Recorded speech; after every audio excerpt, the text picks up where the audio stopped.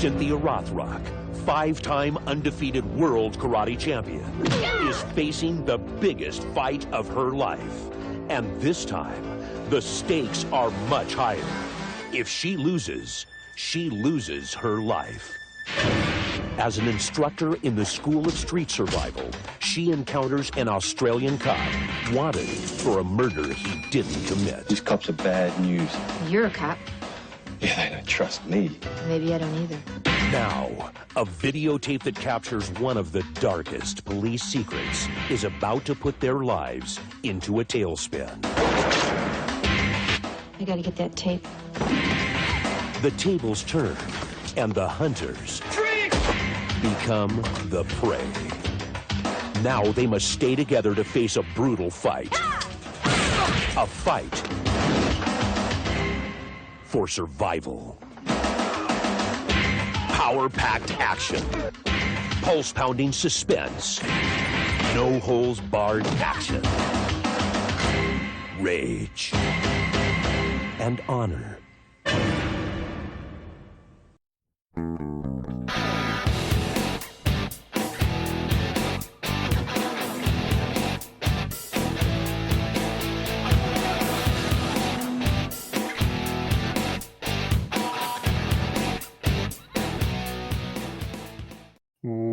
Welcome to They Call This a Movie, testing the strength of friendships, one terrible movie at a time. Subscribe to the podcast on iTunes and other podcast services by searching They Call This a Movie, and find us on Twitter and Instagram at TicTamPod. You can also find us on TikTok at They Call This a Movie. Welcome back to They Call This a Movie. This is Anthony Del Vecchio, and with me as always is Dan Aquino and Mark Myers. Say hello, gentlemen. Hello, friends. Hello, and I got to say one thing. Welcome back, Ant.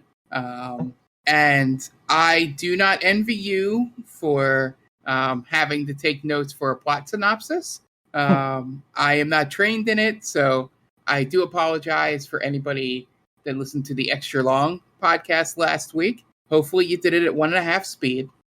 But this week you are back in capable hands with the guy who knows how to skip the not important parts of the movie. And I am back to only having like 1.5 pages of notes, because I only wrote down the things that I wanted to talk about and not the 4 pages that I did last week. Oh, 4 pages. That's, how long are my notes? To peel the onion back here, to peel the layers back on this podcast, Mark and I spent about 10 minutes trying to decide who was going to do the rundown. Well, it had to be Mark, because that was Mark's movie. Yeah.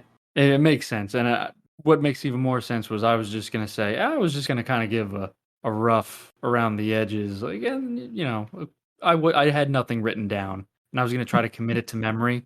It would have been a complete disaster, I think. Yeah, we used to do that. And it would have rambled. We learned not to do that. Yeah. Well, you got your movie, so you might as well get it all in, right? Right. We only get this opportunity once in a blue moon. Yeah. So besides that, we usually talk about what we watched this week. So, gentlemen, what do we watch this week? Dan, what about you? I watched nothing, as far as I can remember. Yeah, I didn't watch anything. I've been busy with getting ready for vacation and our fantasy football league. I've been just hitting the books there. Don't have time for outside interferences here. So yeah, I got nothing for you this week. I'm sorry. I probably should have told you that off the podcast. It's okay. Mark, what about you?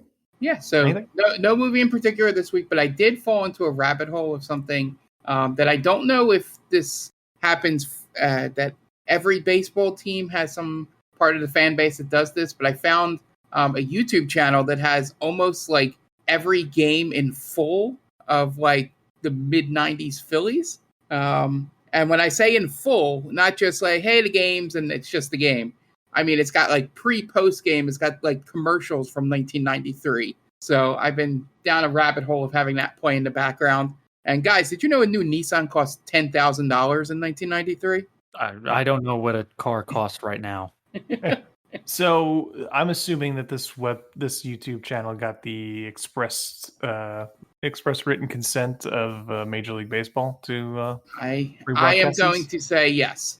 Okay. Yeah. Without knowing. Have you gotten to the end of YouTube and that's why you're watching this? He's reached the final. I've reached the end. It's all that's left. I'm done with YouTube. 1993 Phillies games from mid-May. Yeah, I'm only in late April. Oh my god! I know a guy who would watch on the the NFL Network or like the NFL app. He would just go back and watch old game, not even Super Bowl games, just week 4 from the 1992 season for no reason, just to watch, and not a particular team. So at least Mark has a particular team he's watching. Yeah. With this thing, I think the two main things that sucked me in was, one, baseball is a thing where you can just put on like a second TV or like some background and do a bunch of other stuff while it's on. I don't have to pay attention. And also I do have a weird obsession with, seeing old commercials. I think they're fun, and it's interesting to see what similar things they're doing today, even in like internet ads and stuff, that they were even doing back then for things. And it's fun to see like random actors that become a little more famous later popping up in commercials. Like there's a FedEx commercial with Andy Dick in it that I've seen a few times. And just the fact of prices on things. Like a large pizza at Pizza Hut was like $6. And just I haven't gotten any good like tie in with movie stuff yet, which should be fun, or kids stuff. But yeah, it's interesting for if anybody out there is a Phillies fan and stuff like that. He even has this really weird thing which I'm probably one of the only people to really enjoy this, but they did the like season preview that like the local TV station used to do, like the day before opening day, where they went down, they would like talk about the season and all that stuff. And it's just like, just how much has changed in baseball, but hasn't changed in the way they talk about things. Like obviously certain numbers don't get talked about like they do today, because they didn't exist or only Bill James had them in his head. But yeah, it's just they had this whole segment, which apparently 93 was when all that Marge Schott stuff happened, the really racist stuff that made her sell the Reds. And they had a whole segment about that. There wasn't a whole lot of African Americans playing baseball, and I'm like, wow, that was almost 30 years ago, and we're still having that same conversation today about that. So that was a kind of good time capsule there. On that stuff. But yeah, so I found this randomly because somebody posted, I think they went on some anniversary of a big game from like either 93 or 95 or something in Phillies history. And they were like, oh yeah, you can check this out over on this YouTube channel. And I went there and it's a full playlist of almost all seasons. So like Ant said, I reached the end of the internet. It doesn't sound like you're convincing me otherwise. Sounds like you've reached the end of the internet. Yeah. You've watched all there is. Where does one go from there now? You might just have to walk into the sea. Yeah. I don't really know if there's any coming back from it. And there he goes, just a salute to you guys and just walk in to the Atlantic. Yeah. It's a pretty good legacy to leave behind, I guess. Yeah. With ads, which is even more impressive. I'll put that on your tombstone if you want. Mark reached the end of the internet and walked into the sea. And then asterisk with ads. Found out that cars were half as expensive 30 years ago as they are today. And thanks, Sleepy Joe. They made such a big deal about it. Like, yeah, one last thing, the real fun thing was she's like, can I get air conditioning? And I was like, oh shit, that's right. Some cars didn't even come with air conditioning. There's nothing like top 10 boomer sayings is, you watch a movie from like the 80s or the early 90s and they'll show the gas station where it's like 89 cents a gallon. Like, oh, I remember those days. Like, all right, yeah, we get it, man. Yeah. You had it so good. Yeah, it was just, the commercials were so much doing the same expression on things, except the numbers just different. Like the same type of excited person walked through the lot and going, that's only $20,000 or whatever they would do nowadays. Uh-huh. But it's just a lower number. And it's just funny that, so ad accepts really haven't changed Whatever it is, I know I couldn't afford it in the 80s. I can't afford it now. Yeah. So Yeah, regardless, well, 12 pieces of chicken from KFC was $9. I can't afford that. Can't do it. Okay. That's all you watch this week? Yeah, that's mainly. Oh, I'm going to do. I'm probably going to have something next week because I don't know if you guys know. They're doing $3 movie day on Saturday at like a whole bunch of theaters. Yeah, I heard about that. Yeah, so I may go see Top Gun Maverick or something like that. Because they're putting that and Spider-Man. I think Jaws 3D is going to be at some theaters on Saturday, like for a special showing. So I'm just waiting until like tonight when this podcast airs, or Friday, to see what officially is showing. But yeah, so anybody listening to the podcast on Thursday and you have nothing to do on Saturday, September 3rd, you can go to the movies for $3. I'm very annoyed. Yeah, I'm going to be away, so of course I miss out on that.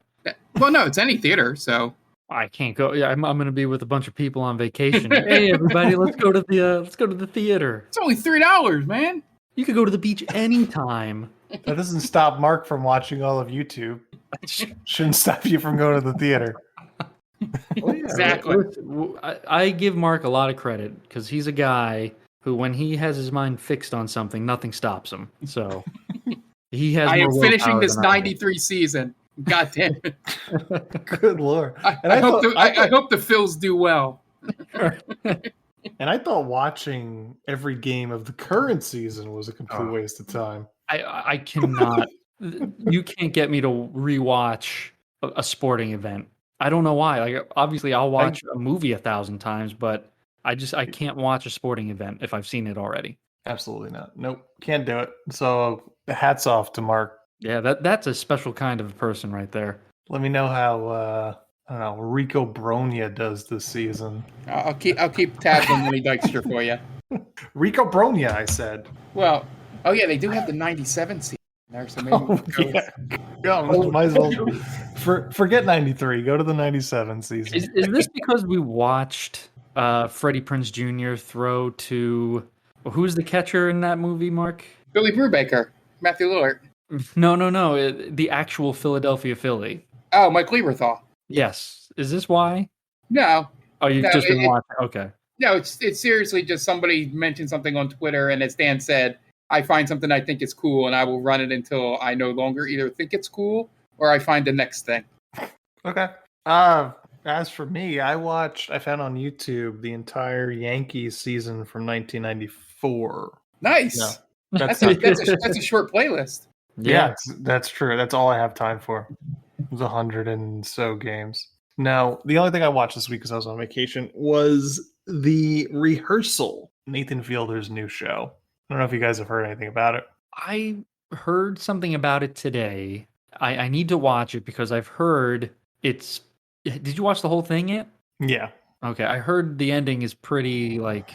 It could be taken as kind of... Not sinister, but... I guess shitty is a way to put it. Yeah. What winds up happening at the end is kind of shitty. Yeah. I mean, the whole premise of the show, if nobody knows, is that he's setting it up to be like, if you have a hard conversation you need to have with somebody, it would be nice to be able to rehearse it before you do. So the first episode is that he's going through, like, he's helping this guy rehearse a very tough conversation that he's going to have with a friend of his. And through that, the second episode kind of expands from there. And it really it's kind of weird because the entire show sets itself, it seems like it's going to be very episodic with that. Like each episode he's going to help somebody else, but it really kind of stops like halfway through and it becomes like this bigger thing.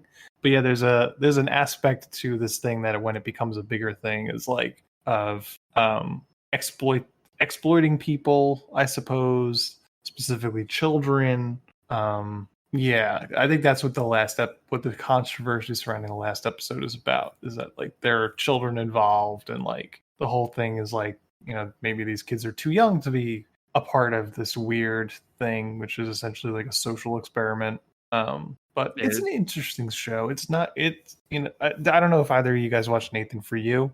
No. I saw a couple. That was more of almost like a prank show. Sort of, yeah. Sort of similar in terms of like just finding weird people. I don't know. Yeah. But that's definitely an easier show to watch than this one. This one gets a little weird. Definitely won't be for everyone, but it was interesting. I enjoyed it for the most part. It got weird. The thing I hear about it, which makes me interested, is that everyone who talks about it says that there's nothing like it. There's never been anything like it on TV. Yeah, I'd say so. That's awesome. I like that. Yeah, it also feels like he said, "How can I get HBO Max to just burn money?" That's really what it feels like sometimes. Is like the things he does and the things they build and the things that they have to do. It's like it seems like he was just like, I'm going to try and make HBO Max burn all their money, and then That's impressive. and now we don't have Batgirl. You probably have Nathan Fielder to thank for that. Well, I guess some people would probably be okay with that. I think many more people are not okay with it, but Yeah, a lot of people like this rehearsal show, at least. Well, the rehearsal ain't woke, bro. So. that's true. Yeah. From what I've heard, it's funny that you mentioned it because I was listening to another podcast today, and they also. You what? Know, I'm sorry. Cat's out of the bag. I apologize. Oh man, I'm gonna get canceled for this, aren't I? What's their name? Not because I'm going to threaten them in any way, but just curious. Do you really want to know? No, it's fine. Okay, yeah, I'll tell you off of it. But yeah, they were discussing it, and the one of the hosts said that it's something to do with the kid at the end, and it's kind of like heartbreaking. So that's what made me want to watch it even more, just to see what happens with the kid. You just want to see a kid's heart break into a million pieces. Oh, you're not talking about Batgirl. Okay. No, not Batgirl. No, that's completely different. This is this was by accident. The heartbreak with Batgirl was 100% intentional. Yeah. That's all I watched this week. So we are going to take a quick break, and you guys are going to list some ads so we can pay those bills, and we will be back in a second. And welcome back. Now it's time to get into this week's movie. This week was my pick. And I went with a movie that I hadn't seen before, but I know of the name Cynthia Rothrock, and we just haven't done a Cynthia Rothrock movie yet. So I decided to scan Prime and find one. And what I found was Rage and Honor, which made me think, based on the summary, that it was going to be like Dangerous Minds, but with more karate. Yeah. And I was disappointed. But we watched Rage and Honor. So I want to see what you guys think. So Dan, where are you coming from with Rage and Honor? So I thought I could have sworn that I had picked this movie, but it was a Mandela effect there. I had also heard of Cynthia Rothrock, and our friend, or who gives me a lot of the choices that I make, Guy. He was all about Cynthia Rothrock, like, she's in some really good ones. You should cover this. You should cover that. So I had heard the name. I had heard the name of this movie. I had never seen it, and I don't know. I didn't know what to expect going into it. I thought this was gonna be. Sort of a Steven Seagal type movie in a way. I didn't know who was in it. I thought it was just her, and then there's this middle-aged Australian guy in it. But in the movie they say he's early 30s for some reason. I don't believe that for a moment. It's an interesting movie. I'm looking forward to getting into it because it has some decent parts in it. Like I actually kind of enjoyed this movie for what it was, and I wasn't expecting to. Sure. Mark, what about you? Yeah, so as I messaged you guys in the chat, the one thing that really disappointed me, like Cynthia Rothrock was great. In her fighting scenes, it's like, all right, I can see how this could be cult classic stuff with, the karate and stuff that she does, and just seeing, a woman do this kind of fighting at that time period. But the main thing that disappointed me was the very end, because I felt that there were some things that just weren't satisfied, and I don't know if we've really had an ending. outside of one character dying, but like nothing seems settled. Like, were they setting up a sequel? Like the whole ending disappointed me, and it kind of ruined the rest of the film for me. But yeah, I wish it was a little more entertaining in terms of some of the fight scenes. Like the ratio between good fight scenes and just scenes that were like, all right, we're gonna fight here, were way too even for me. They didn't do anything crazy with the fights, no cool effects like putting them in like strange locations. It was just on the streets or in alleys and stuff like that. But yeah, it was really that ending that got me. I hope some of her other stuff is more interesting throughout, because if this was like one of the top ones, I guess it's a you had to be there thing with it. But yeah, overall, slightly disappointed, because obviously I've heard the name Cynthia Rothrock as well. But yeah, just wish there was more. Gotcha. Yeah, I think one of the things that struck me as odd in this movie was how annoying the editing of the fight scenes were. How much her obvious talent is like minimized in the fight scenes. I don't know if you guys felt that way. I just felt like they cut at like the wrong time, like every time. Yeah. During these fights, where it's just like you're not really seeing anything. I was really annoyed by that. I don't know. Yeah, I know exactly what you mean. Maybe that's where my lack of interest in the fights came from. I never thought about that. Yeah. I thought that she definitely carried her own, and I thought that they highlighted some of her better attributes. I didn't really notice a lot of bad transitions, but maybe I wasn't paying close enough attention. I don't know. I always felt like they were not at the angle was wrong, Okay. And so like, it wasn't getting it looked too fake. Is that what you're saying? Not even fake. It was just like it cut at the wrong moment. Like the point of action or the point of impact was like, oh, then we're gonna cut here. I was like, oh well, that was a distraction. Okay. I just think, I think when it comes to action scenes, when you have very talented people doing fight scenes, the less cutting, the better. Okay. That's how I feel. Yeah, I thought I'm glad that they didn't overshadow her with Richard Norton's character.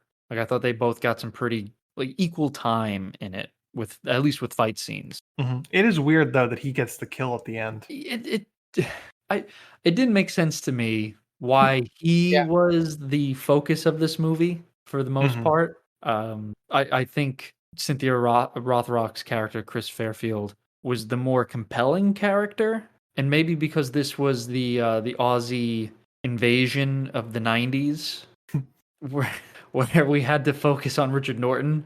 I don't know. I thought I will tell you I was very excited to see Brian Thompson in this as Drago, who would later. There's an interesting connection where he would play Shao Kahn in Mortal Kombat Annihilation, and the inspiration for Sonya Blade was Cynthia Rothrock. So there's a little bit of some string right there. But yeah, I agree. I don't think the final kill belonged to him, Richard Norton's character. Yeah, that's mainly most of my problem with the end is that we didn't get any satisfaction with the cop side. I know we always say ACAB and stuff on here, and in this movie it was way too obvious with that. But like that second cop didn't get his like uppance in the police force. Like he's still a dirty cop. And no, doesn't he get killed? Brian Thompson blows his brains out. Or no, he. Oh yeah, that's right. I'm sorry. He uses his pressure points to that's right.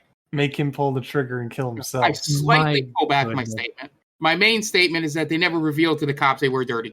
Right. It's probably more of my point. Well, I had written down this is fake because a cop is going after dirty cops in this. But he's an Aussie, so it's a different kind of cop. I doubt that. I couldn't even tell if he was really a cop. I couldn't even tell if he's really Aussie. Because there's a couple of line readings, and I think it's the main one was when he's with the bouncer, the bouncers start saying that he's Canadian. Right. But he has one line reading where it's like, oh, there's no accent there at all. It's like, is everybody in the States an asshole? It's like, man, just drops the accent in that scene. Well, he says he's British for some reason. At the end, yeah. Yeah. I didn't understand. That's definitely this movie is very this is like the 90s template for these kind of movies where you had mullets, you had karate, right? You had bad catchphrases, you had skateboarding. Like this was you could put that into any 90s movie pretty much and you would get this essentially. Yeah. It's fun to see where it kind of evolved in a way because I'd never seen this. So this is 92, I believe. Mm-hmm. So we're early 90s. Mullets are still a thing. When did mullets really come out? Late 80s, early 90s, right? Yeah, I think so. Yeah, Brian Thompson, he gives Malibu a run for his money with Best Mullet. Oh, I don't know about that. I have to see Malibu again. It looks so weird seeing Brian Thompson with hair because Sure. he always has the high and tight in most movies. Yeah. So here it's unnerving. He's looking like Lex Luger. Yeah, right. The Lex Express is coming down the. I just wasn't expecting that. Yeah. The as you probably already noticed, the actor that plays the Aussie is Australian. So I don't know why the accent goes in and out. I was trying to see if he was like English or like Canadian, trying to do an accent, but the whole thing here, it was just like it was like it felt like a movie, and I think we've had a couple of these where it was shot in the 90s, but definitely written in the 80s. I feel the was it Hannah the Hun? It's definitely sort of a play, or maybe it's my bad reading of it, a play off of sort of Tina Turner's character in Thunderdome. You know? Yeah, there's definitely that kind of vibe. Yeah, it definitely felt like something that was written more mid to late 80s than like early 90s. And they just happened to shoot it in the 90s. That's why there's definitely some crossover between the two generations in terms of technology and stuff like that, and what was popular at the time. But it definitely felt like the end of an era of these types of movies. I'd watch a Hannah the Hun movie, by the way. Oh yeah. Mm-hmm. I mean, just kind of runs the underground black market, and maybe she gets into a little bit of trouble and she needs to use her connections to get out. I don't really care much about Preston Michaels and Kris Fairfield. I wanted to see more Hannah the Hun. Yeah, I mean, we all choose a character. I'm Baby. Why did they let Baby drive? Have you seen Baby Driver? I've seen Baby Driver, and he was a good driver, and he was also not crazy. Well, that's up for debate. You let the crazy man drive you. Crazy. He's just a drug addict. Oh, I thought he was just insane. No, he says, what does he say? He says something before I was on dope. He was a stock market person. Yeah. Junk bonds. Before I was on junk, I was on junk bonds. That's what it was. Yeah. I legit thought he had like dual personality disorder or something like that, and he was just all over the place. Nope. Like, why are we letting this guy drive? Just tweaking. Okay. Well, or that's better, but still, you probably shouldn't let a man. Well, maybe he wasn't high at the time. It was hard to tell with his performance. Mm-hmm. Yeah. No, I mean, other than that, I think my main issue with this movie is Richard Norton's character just not showing any sort of emotion. It definitely comes through in the beginning when he's moonlighting as the security. Oh, right. He looks so disinterested when he's like trying to make everybody back off. Right. Yeah, could we just move to the side, please? With that kind of cadence. Well, he's not like, move, come on, guys, everyone out of the way. Like, no, could everyone just please just move? Yeah, thank you. Yeah, it was weird. It was kind of a weird moment and a weird decision. He gets shot twice in this movie, and he acts as if he does not get shot. Yep. Yeah. He gets shot in the side, which looked like it could have been a kill shot, and he gets shot in the leg. and neither time does he even wince. Yeah, it doesn't really affect anything at all. Right. What do you think the director was saying at that time? Who directed this? What did Terrence Winkless say to him? Like, all right, you're gonna get shot here, so act like you got shot. So does that how he thinks it would be if he really got shot? I mean, he is Australian. Where everything's trying to kill you, right? Yeah. So he's probably been bitten by every poisonous animal in the world, if we're going with that. So yeah. maybe a bullet wound is nothing to Australian. Yeah, it's just a flesh wound. Well, good news, guys. He's in the sequel, so we get to see what happens after that. He hitchhikes at the end of the movie. I was gonna say I kind of like how it just kind of ends without a resolve. Like the Rita essentially gets away. Oh, that's right. Yeah, and he has to be on. I think that's an interesting choice for this movie to make. That he's was that specifically setting up for the sequel?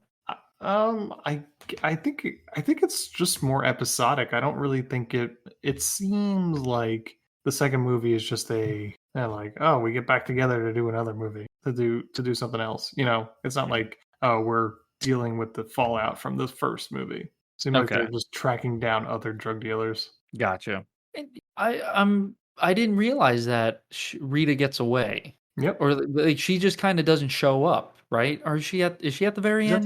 She's at the end. She stares at the tape, and then they see the cops coming, and he's like, "Why don't you give up?" or something like that. And then she's like, "Nope, bye."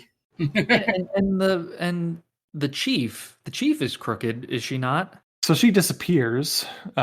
Chief Daisy Duke. I couldn't tell because it seems like she's in it, but at the same time, it doesn't seem like she's in on it.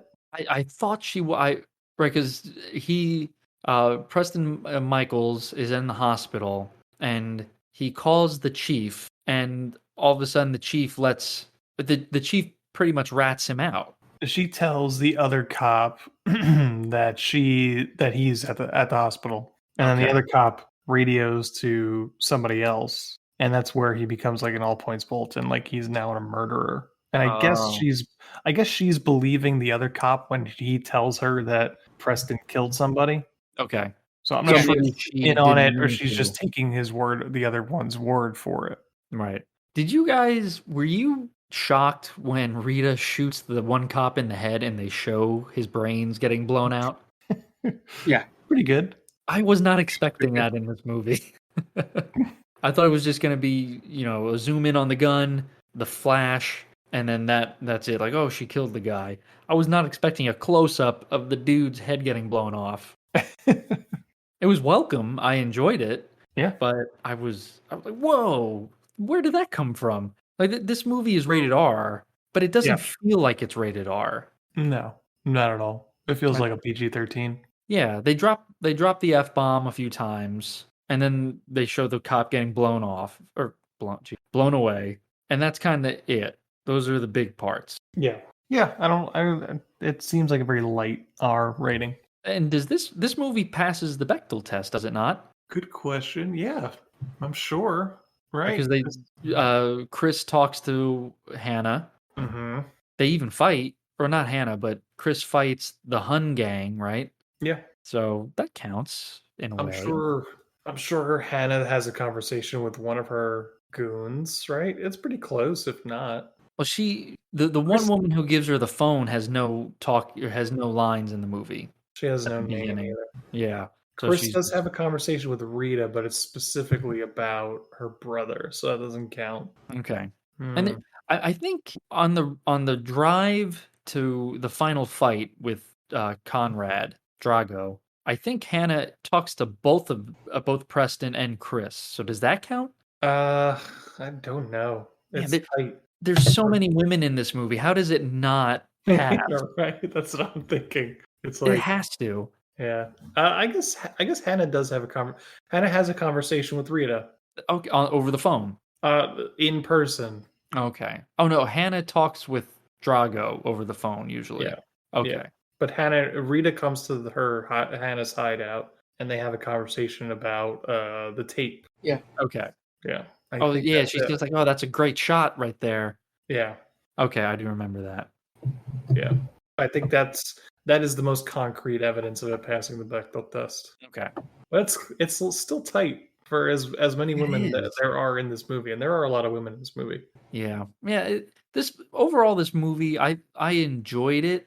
It was very sloppy. Yeah. It's definitely sloppy, very grainy. You could tell the budget is very low. But that's not like the big problem, obviously. But No, that's there's charming.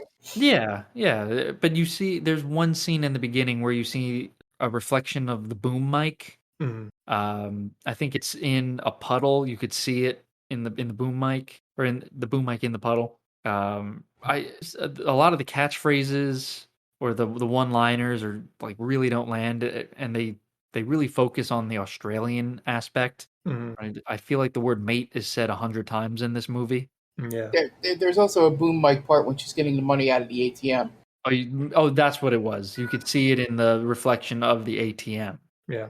That makes sense. Yeah. But my favorite part of this movie is Toshishiro Obata showing up in this movie. Mhm. And if for anyone who does not know who he is the Shredder's right-hand man in the first two Teenage Mutant Ninja Turtle movies, the live-action movies. He's the Nice. Ninja Vanish dude. Yeah. So that's an automatic win for me. Put this in the Hall of Fame, baby. So, Rage and Honor from 1992 is directed by Terrence H. Winkless, who's directed a lot of TV, including 38 episodes of The Mighty Morphin Power Rangers. Stars cool. Cynthia Rothrock, Richard Norton, Terry Trias, Brian Thompson, Catherine Bach, Stephen Davies, Alex Datcher, Patrick Y. Malone, Toshishiro Obata, Tim DeZarn, John Van Ness, Matt O'Toole. IMDb score 5.0 and Rotten Tomatoes score no critics but 35% audience. And I could not find budget or obviously box office. It was direct to video. No numbers for that. You guys want to get into the plot? Let's do it. All right, Dan, what do you got? Going to take a few seconds to shout out our friends, as we always do on the podcast. The top 10 with Tia and Brittany. If you enjoy top 10 lists, I would advise you to go check them out over at geekvibesnation.com, where Tia and Brittany just run down their top 10 list of the week. So, yeah, like I said, go over to geekvibesnation.com, search top 10 with Tia, and give them a listen. Please rate and review them as well. I'm sure they would greatly appreciate it. Okay, great. And we're going to take a quick break, and you guys are going to listen to some messages from friends of the podcast, and we will be back in a second. Hey everyone, this is Steve. And this is Adam. And we're part of the Hop Nation USA podcast, Pittsburgh's #3 craft beer podcast. Join us every Friday for new beer reviews. We'll talk about the news, history, and homebrewing. Plus, we'll sit down with the best brewers and industry personalities that'll have us. So whether you're a casual drinker, a hazy boy hophead, or even if you're a whale hunting cellar hoarder, just search Hop Nation USA on Apple, Spotify, or your favorite podcatcher and join the nation.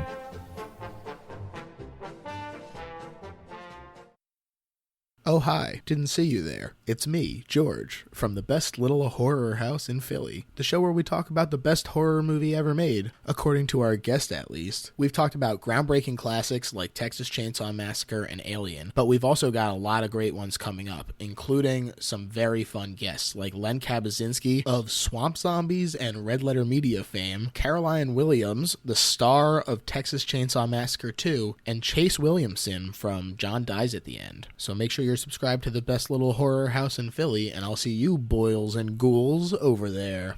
And welcome back. Now it's time to get into plot for Rage and Honor. We open on grainy black and white footage of school teacher Cynthia Rothrock shot from a camcorder without her knowledge as the credits roll. When she leaves school and puts flyers on nearby parked cars, we then cut to a music venue. A pair of cowboy boots worn by an origami folding Richard Norton. He's backstage running security for a band when he's approached by two potential groupies that are looking for access backstage. They might be 16, and he tells them there's no chance they're getting in, and he could have them arrested for the alcohol that they're attempting to smuggle in because he's a cop. And they tell him to go fuck himself. And then cut back to Cynthia Rothrock as she approaches the person that is filming her. It's one of her students who's following her around because he thinks he's going to catch something interesting and would be able to sell the footage to the news station. God, not foreshadowing at all. Mm-hmm.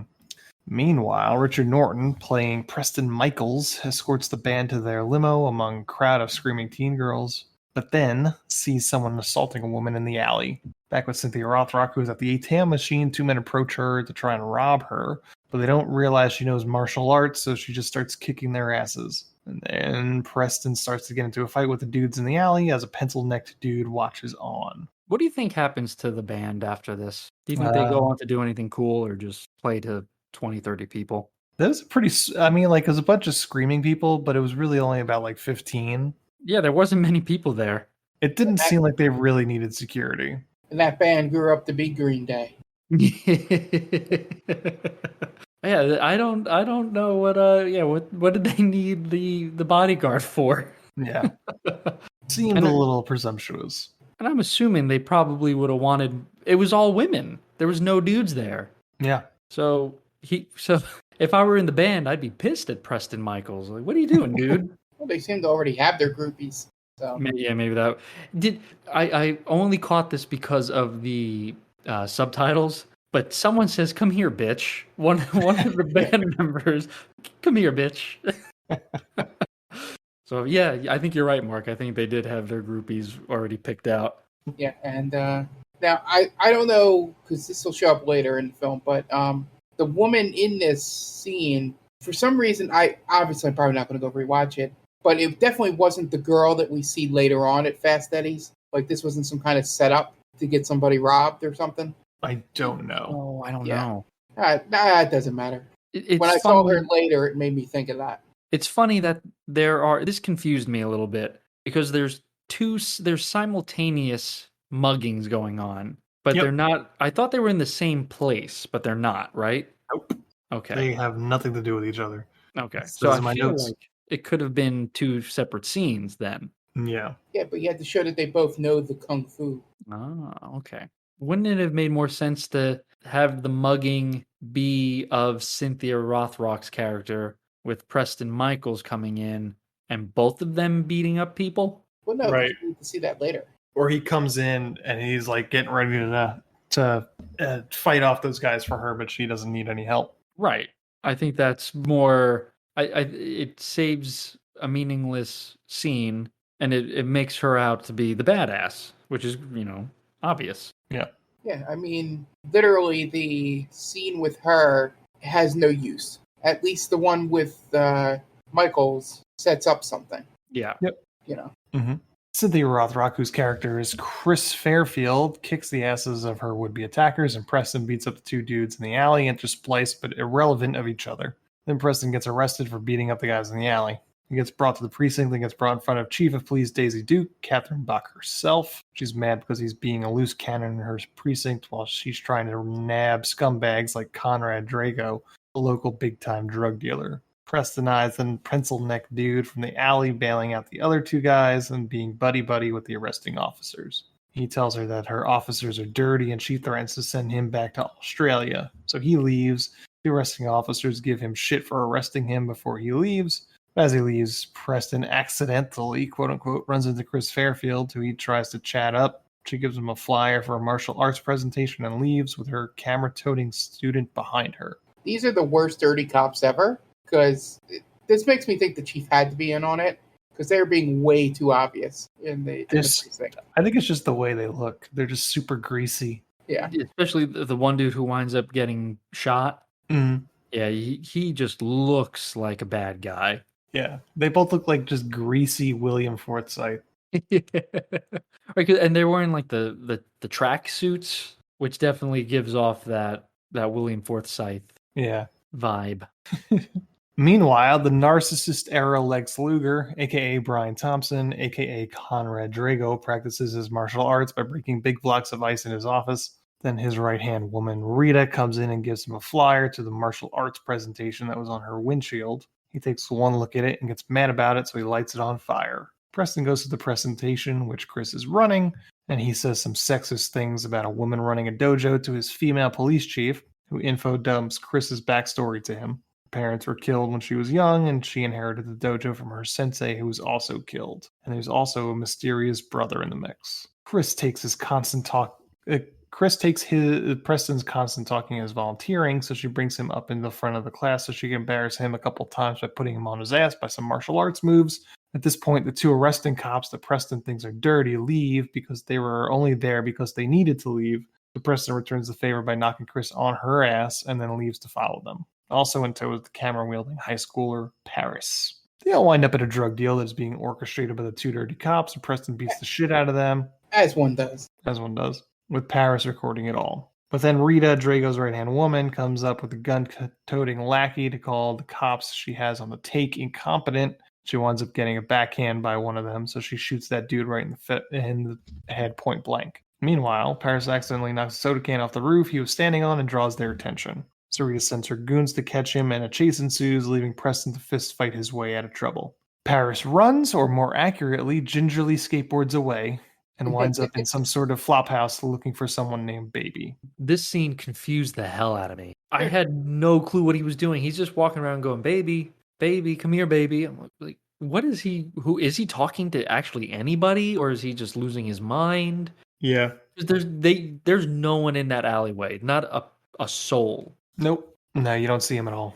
I at first I thought he was trying to lure away the cop, like trying to say like, oh, there's someone else there, so the cop would run. But he backs into the cop, which defeats the purpose. I was like, this is dumb. This makes no sense. Yeah, convoluted. Yes. It's like it's supposed to be like some big reveal of who Baby is, and it's like, who cares, to be honest? Right. Yeah, it's no one super important, really. It's no one we've met. Yeah. You know, and he's really not. It's not like he possesses something that's important because he doesn't even have the tape by the time we meet him. Right. And I thought that's where the movie was going to go, where, Paris loses the tape. He drops the tape somewhere. And now it's a race for Kris and Preston to find it before Drago and Rita find it. Yeah. Yeah, it's like they had an idea for this would be considered a MacGuffin, right? The tape, yeah. The tape is. And for some reason, they zoom in on the... Oh, no, I mean, that makes sense. They zoom in on the camcorder, but I thought he had gotten rid of the tape by then, but it's still in the camcorder, correct? That one, he gets the shit beat out of him now. Okay, so then why do they zoom in on the camcorder? To show that it's empty, I guess. Oh, is that okay? That makes sense then. That would be what I would think. Because I didn't notice if it was open or not. But yeah, the camcorder, bouncing around would have been a great time to introduce us to like multiple like fun little character scenes with different people. Then literally Baby's the only new character we meet. Everyone else has already been in the right. Yeah, I feel like I'm giving away the plot here, and maybe I'm fine. Maybe I'm crazy. But wouldn't it have been better if who winds up with the tape? Does Hannah wind up with the tape? Fast Eddie does. Eddie. And then Hannah does. Okay. So in my mind, it would have made more sense if Paris gets beaten up, he loses the tape in the alleyway, Michaels comes and saves him, but now no one knows where the tape is. Hannah gets possession of the tape, and since she's a very quid pro quo person, now they have to kind of do Hannah's dirty work to get the tape back. Yeah, like Hannah didn't need this whole side story of working for Drago. Right. She could have just been a section of the movie where the tape was. Still had like a big role. Maybe she's there the rest of the movie. As you said, they're like working for her to, maybe she acts like she doesn't have the tape and it's in this one location. And what she's really doing is tricking them to do a job for her. Right. More than going, whoops, I had it the whole time in my bra, reveals. But yeah, they literally, there was no reason, to be completely honest, for Hannah's character to be against Kris and Preston. Yeah, that's it. Yeah, because she's an opportunist. Yeah, she should have been, someone that got in possession of the tape. Like, I would rather have Baby have sold it to Hannah than Fast Eddie. Right. Yeah, I think that would have been better because now he's in good favor with Hannah. And I just think, and Hannah's the better character than Fast Eddie. We don't really focus on Fast Eddie very much. Yeah, and we're sort of, I guess, writing the plot a little better, but she watches the tape and sees what's on it and uses that to her advantage with Preston to, get the upper hand on, Drago. Yeah. And that's how she gets in charge. And maybe that fixes the end of the movie for me. I don't know. But I felt like they had this whole idea that they just wanted. It was a movie, like we said before, that felt like they wrote the fight scenes first and then built a movie around it. Yeah. The fight scenes aren't too bad. Yeah, like, all right, he's gonna fight these people that are mugging a girl after a concert. She's gonna fight people trying to rob her at an ATM. They're gonna fight this gang of women. They're gonna fight this pencil neck dork and his guy, but he has an Uzi, at a club, and then all right, so what's the whole? Why are you doing this? I don't know, dirty cops and a videotape, and and I think that's why the end falls apart because they didn't really have an ending. They were just a final fight and Drago dies and that's it, because they built that fight first. I don't. He finds Baby and gives him the tape right before the dirty cop catches up to him and beats him within an inch of his life. But Preston shows up and does some sweet kicks, knocking out the dirty cop. Paris mumbles something about Baby as Preston picks him up, taking him to the hospital. Preston watches Paris as he's in the hospital bed and leaves him some origami, and then goes to make a phone call to Chief Murdoch to tell her about the drug deal and how the two cops were involved. But the one that's still alive is feeding her bad information about Preston, and when the chief relays Preston's location to the dirty cop, he in turn relays it to a beat cop at the hospital, whom immediately takes upon himself to shoot at Preston, hitting him twice before Preston pushes the entire nurse's station into the cop and then kicks him into someone in a wheelchair and then makes an escape. I love one that of my favorite scenes. Yeah. It's hilarious that he's able to move the nurse's station. Those things are grounded, are they not? They're built into the foundation of the. I always thought so. Right. You can't just pick up the nurse's station and go wherever you want it to go. It's like traveling a traveling nurse station. It just goes where the nurses go, I guess. Yeah. The pushing into the handicapped person was chef's kiss, by the way. With the nurse saying, "You're gonna have to pay for that wheelchair." Yeah, I'm sure he cares. He just broke a nurse's station.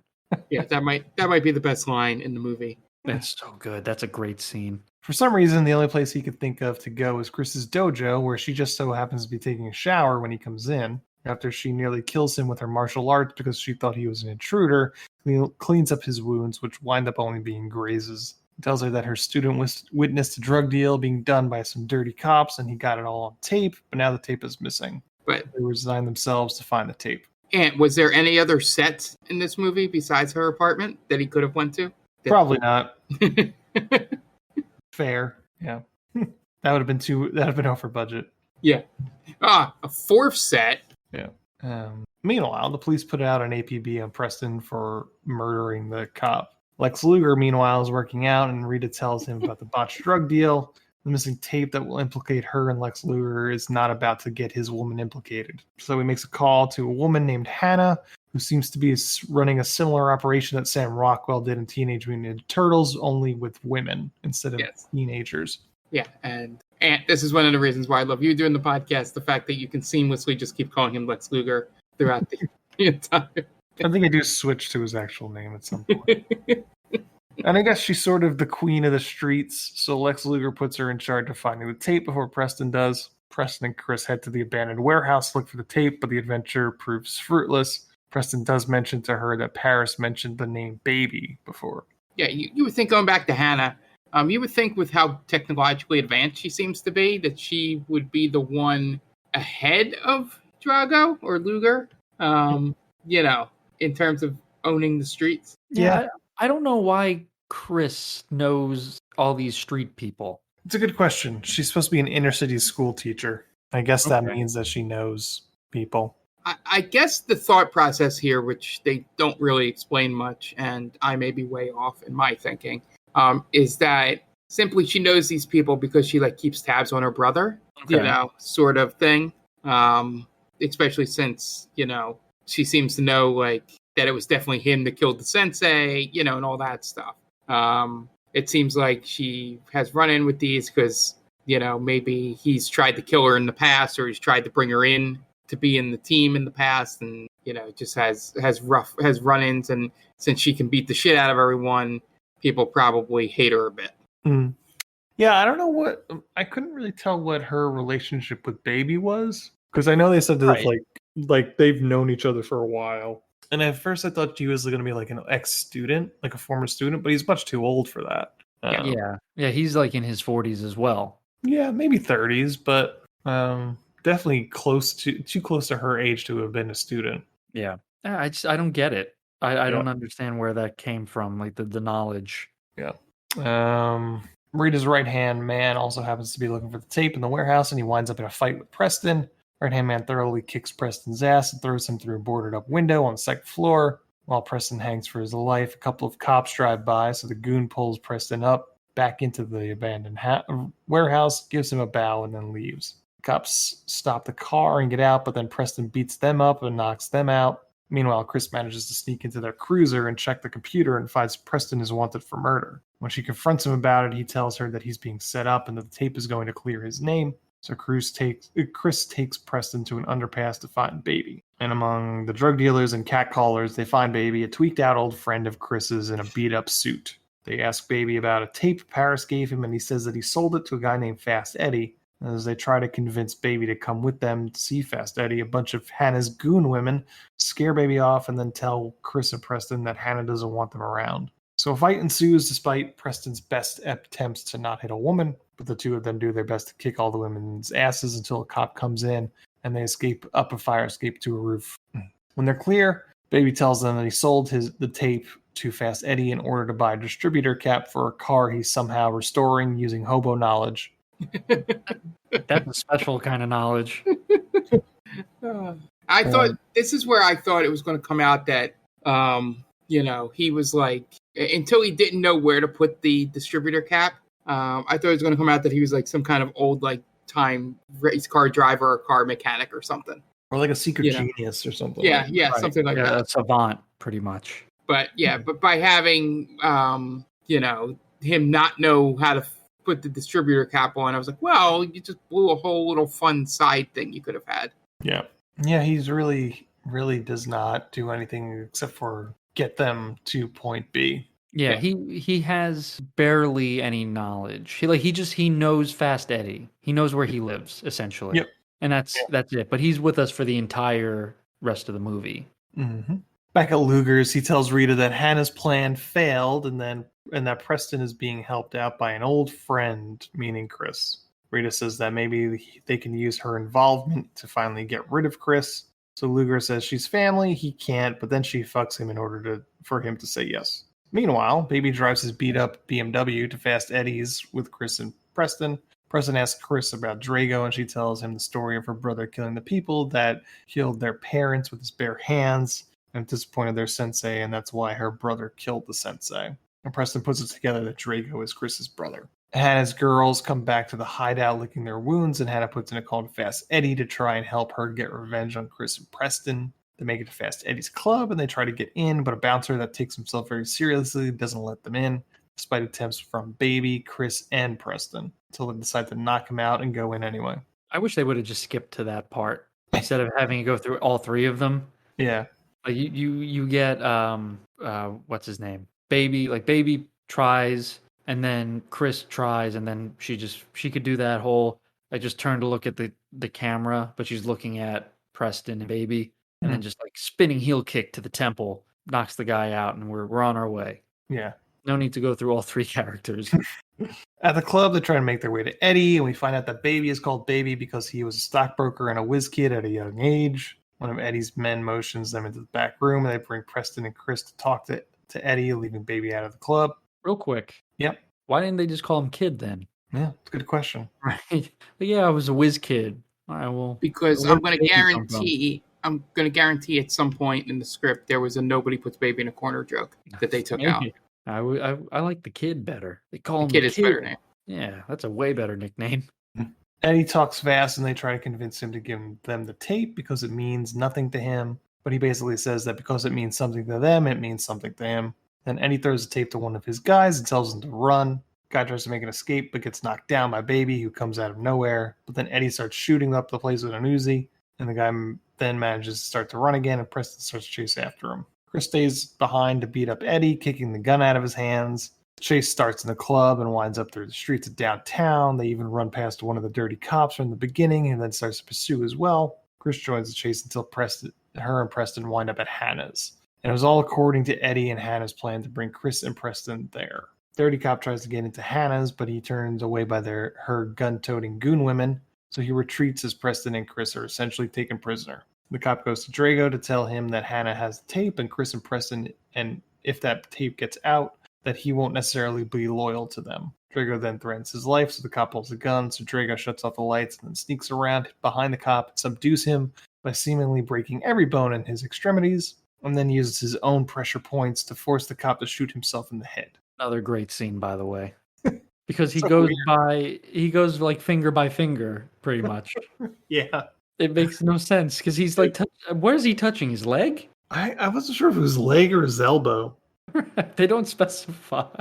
He's like, is it this one? Like, what do you mean this one? What are you touching? I know it's a nerve, but what exactly? And the best part is when he gets to the index finger, the trigger finger, he's somehow able to control him lifting it, making it into the hook, and then putting it back onto the trigger. Yep.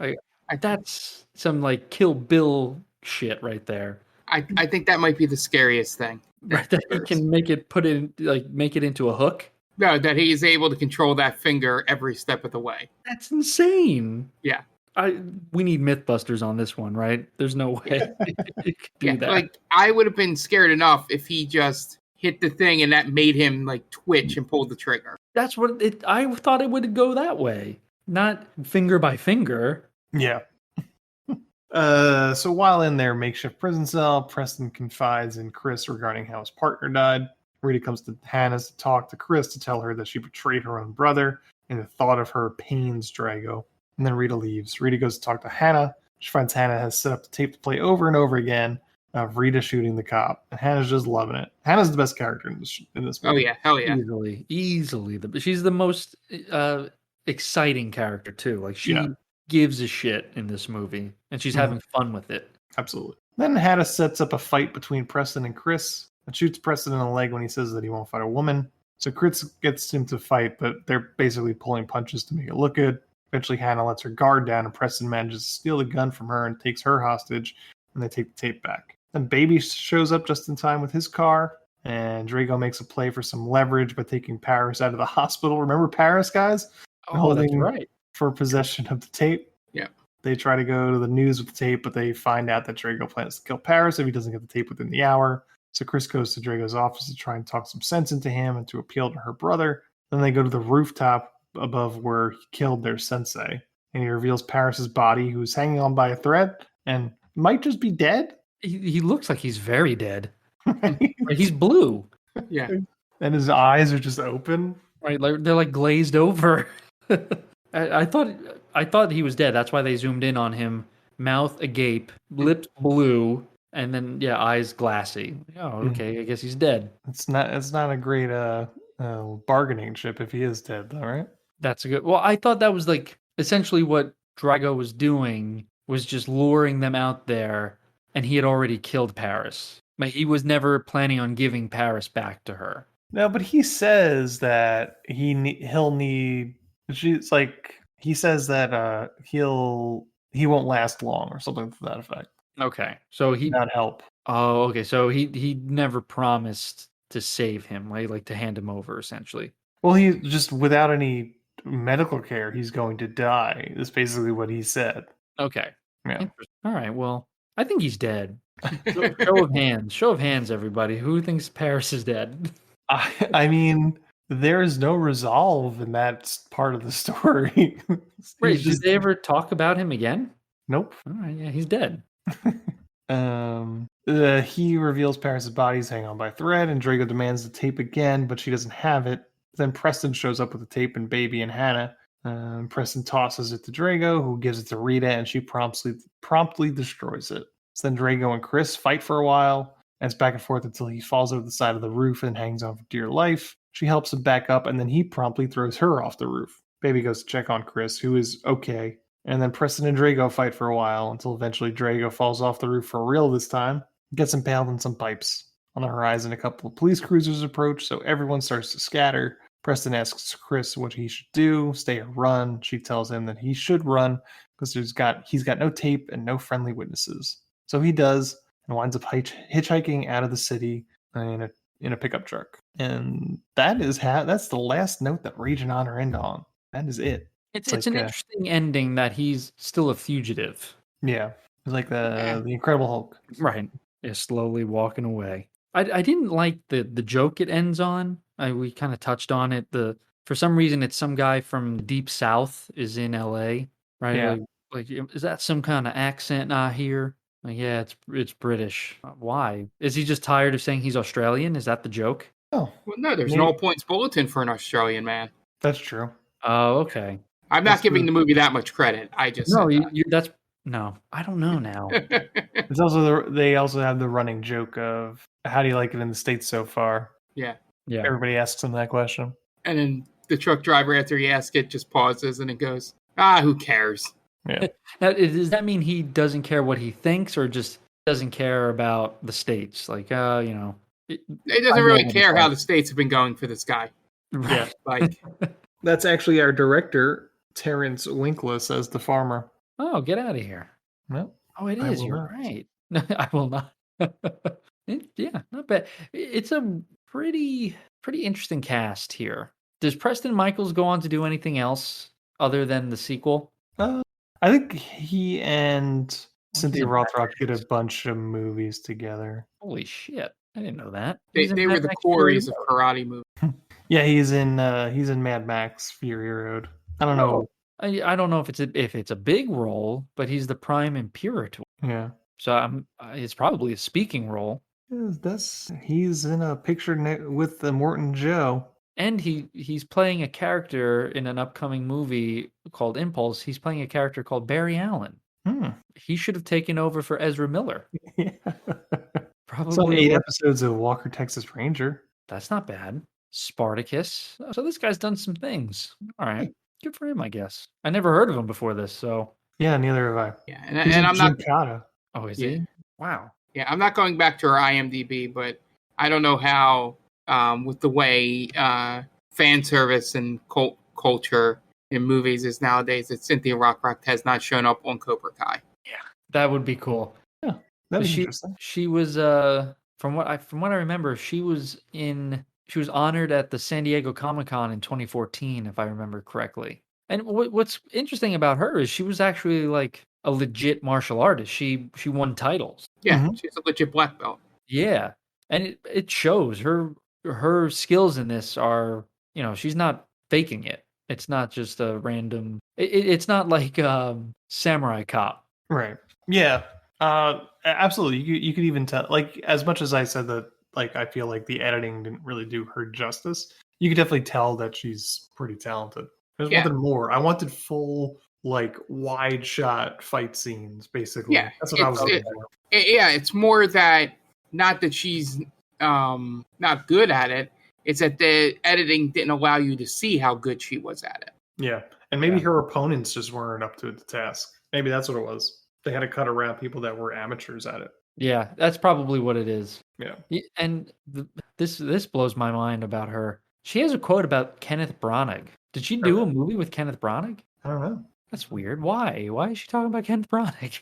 Did someone just randomly ask her about him? Maybe she just likes Belfast. Who knows? That's what it is. Yep. I don't know why that surprises me the most. It just doesn't seem like the two would be in the same sentence together. Mm-hmm. Oh, well, good. Interesting. Yeah, this was an interesting movie. I didn't know what to expect going into it. Yeah. But I kind of like this movie. I would recommend someone watch this movie. Yeah, if someone is into this type of movie, they will definitely get enjoyment out of it. Yeah. I was going to do the overused cliche in video games, which is the fan of the genre. Mm-hmm. Because when somebody's writing a really bad review, they'll be like, fans of the genre would love this game, when they don't have anything interesting to say about it. Mm-hmm. But yeah, essentially, it's one of those movies. It goes into like Miami Connection, Samurai Cop, and things that are just, martial arts movies of this 80s, 90s, and not so much the, stuff in the 70s and, the imported stuff and all that. It's a different type. It's a very slightly whitewashed version of all that stuff of this time period. But yeah, I mean, I want to see one of her actual, good movies where they show off a little bit more of her skill. Well, Mark, you've watched all of YouTube. I'm sure you've come across some of her fights on there. They take them all down with copyright strikes, Dan. Oh man, That's how you were able to go through it so quickly. Yeah, I mean, all the people that hold the rights to Cynthia Rothrock's movies are just like Nintendo, and they just go and take everything down. Yeah. Can you imagine Cynthia Rothrock just like an eagle or a hawk, just making sure nothing of her stuff is on YouTube, just scouring the internet? Like, nope, that's not right. Take that off. Yeah, I will say that we make jokes, but Sarah McLachlan's people are like hawks. I learned that from a video. Again, a name I would not have thought I would have heard on this podcast. Yes, she. Yeah, I only mention it because because I've seen all of YouTube, so obviously she's been on it. It was like within seconds of uploading the video. So I just imagine, since I have not seen anything Cynthia Rothrock, that's what she does. It's just she has all these. She's highly skilled at hacking and has all these bots out there that just when the name, it's even blocked some Cynthia things for other actors. It's really a mess, Dan. Thanks for bringing it up. We got to get Cynthia Rothrock and the guy from Samurai Cop together and have them square off. And Dylan McBee, Darren McBee. Yeah, is the bad guy. Yeah, we got to do like they called this a movie all-star match or something, where we get our favorite actors and kind of throw them into a gladiator pit. And like, all right, like whoever comes out. You're the TC Tam champion. I'm sitting here watching a highlight reel of Cynthia Rothrock's best fights, actually. Oh man, YouTube, it's Vimeo. You got it in before they took it down, man. They must have just put it up. That's what it was. Looks like much better fight scenes than other movies. Yeah, and she's legit, man. I've heard she knows her stuff. Yep. I gotta watch some of those because I'm interested in seeing them as well. I mean, because it's not the Hollywood version of karate and whatever other styles she knows. I'm not 100% sure what else style she's learned in, but it's not like this where it's just punch kick. There's a lot of blocking and You mean it's not a Seagal movie? It's not a Seagal movie. No. I'm sorry to disappoint you. I'm still shocked we haven't done a Steven Seagal movie on this podcast. But do you think Cynthia Rothrock beats Steven Seagal in a fight? Yes. Yep. Absolutely, right? Because she looks like she could still fight. He just is there. Yeah, I'm wondering if the movie scenes you're seeing are either from Martial Law or Tiger Claws, which seems like two better movies. I don't know. It seems like a little bit of everything. Yep. Maybe one day in the future we'll watch another Cynthia Rothrock movie, I'm sure. Yeah, she'll wind her way back here. Yeah. Well, we might put it on the list at some point because Tiger Claws has Bolo Young. Oh, nice. There you go. Worth a shot. Nice. Yeah, so that's Rage and Honor. Yeah, that's gonna be it for this week. Check us out next week. Find us on all our socials. You know where to find us, basically. We got our 200th episode is coming up soon. I think so check that out. Just a couple of weeks. Before you know it, it'll be October. We're doing all our horror movies. It's gonna be great. Great couple of weeks coming up. We have a packed October, man. Yep. We have Comic-Con. We have horror movies. Yes. Just absolute bangers each and every week. Yeah. Oh, God. It's my favorite time of the year. Mm-hmm. Spooky season, baby. Mm-hmm. Get those pumpkin spice lattes out, baby. Woo! Pumpkin spice already in. I've already gotten my starting to accumulate more pumpkin beers that I am currently not ready for, but I know as soon as I'm ready for them, they will be nowhere to be found. You only get one time of the season, man. Yep. So, that's going to wrap us up. Find us on all our socials and listen to us next week. We'll have another episode. So that's going to be it. The director of Rage and Honor is Terrence H. Winkless. So for Dan Aquino and Mark Myers, this is Anthony Vecchio telling Terrence H. Winkless, well, you certainly made a movie, didn't you? Thanks for listening to They Called Us a Movie. Subscribe to us wherever you get your podcasts and be sure to check us out on Twitter and Instagram at TicTamPod. That's TCTAM Pod. You can also check us out on TikTok at They Called Us a Movie.